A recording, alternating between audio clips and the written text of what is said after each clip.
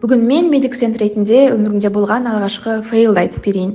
Екінші курс қысқы практиканы мейірбикенің көмекшісі ретінде қалалық бір ауруханада өтіп жатырмыз. Пациенттер көп болған соң мейірбике венаға капельница қоюды бір көрсетті да, ары қарай дәрісі біткен кісілерден капельницаны қайта ала беріңдер деп кетіп қалды.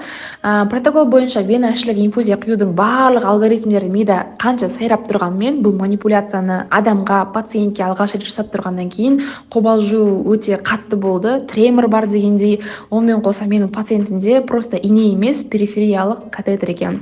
Сасқаным соншалықты пациенттің жанында тұрған инені катетерге салып жібердім, басты порттың заглушкасын жабамын деп оны керісінше ашып жібердім. Қан деген фонтан болып жатыр, қолдың бәрі қан, простыня қан. Ең бастысы сол кезде басы қуантарлық жағдай, пациент сабырлы ер кісі екен, қаннан қорықпай керісінше мына тұсқа бұрайсың деп маған көмектесіп жатыр. Жанында группаласым сол сәтте мейірбикені жүгіріп барып шақырып келді, и ол кісі әрі қарай процесті маған байыппен